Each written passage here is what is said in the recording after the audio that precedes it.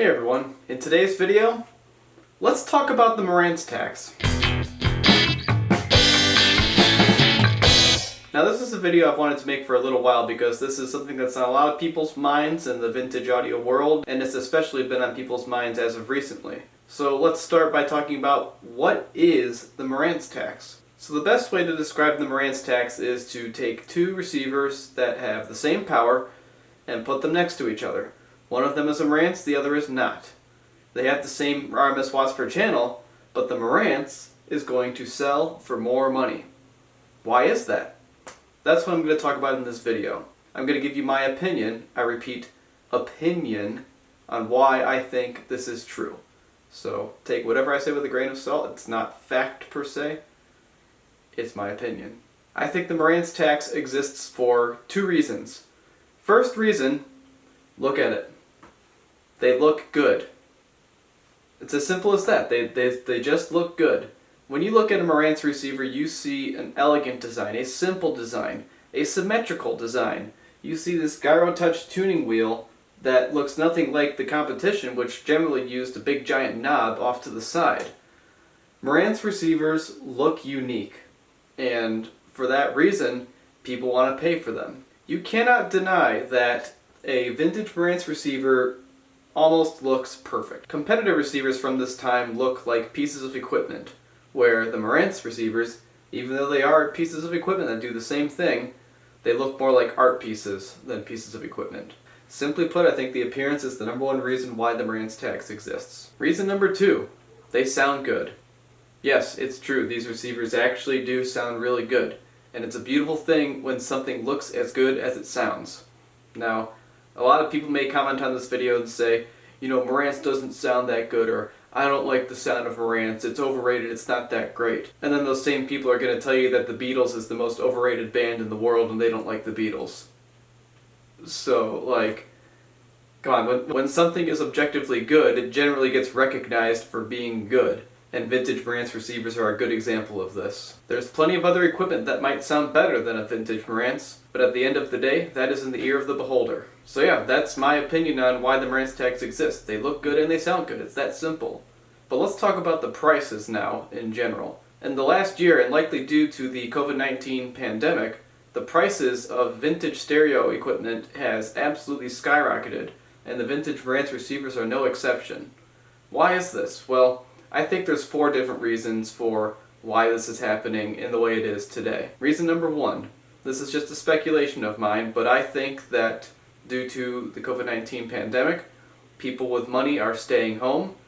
They're not traveling, they're not taking part in leisure activities, they're not eating out anymore because, you know, and instead of using that income on travel and leisure, they're putting into more material things like vintage Marantz stereo receivers. And since the Marantz tax already existed before the COVID-19 pandemic, well, it's just fed into the really high prices we're seeing today in 2021. So pandemic aside, let's get into some more broad reasons I think that the prices are so high. Because I think these prices would still be increasing over time, with or without the pandemic. So let's talk about reason number two. Reason number two is they're getting harder and harder to find.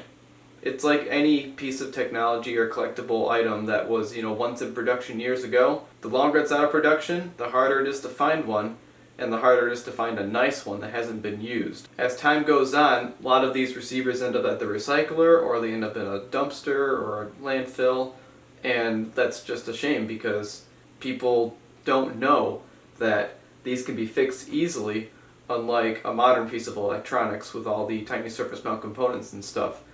Pretty much everything in here is serviceable, and there's a replacement part on the market for it today, with the exception of things like, the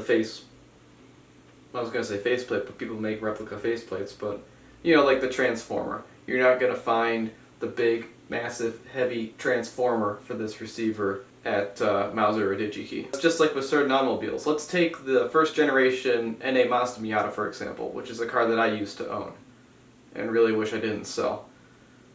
NA Miatas are everywhere, and they're extremely popular, but as time goes on, people get their hands on them, they drive them because they're drivers' vehicles, or people start to modify them, and what that does at the end of the day is it decreases their value. So really nice examples of first generation Mazda Miatas are worth a lot of money because most of them have been used up, they've ended up at the recycler, they don't run right, or they don't look good anymore. It's the same thing with these receivers. They're getting harder to find, and nice ones are extremely, extremely valuable these days. Reason number 3, nostalgia.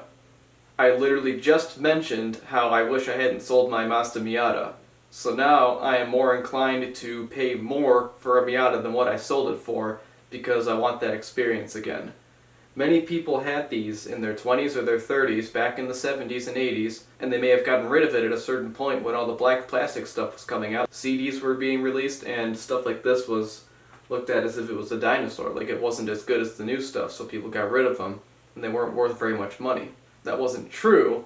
So people find themselves looking back, they see these things showing up again, becoming popular, and they say, I want that again, and I will pay whatever it takes to get a nice example just like the one I had. And that drives prices up, plain and simple. And the number 4 reason why Marantz receivers are so expensive these days is simply because they don't make them like they used to.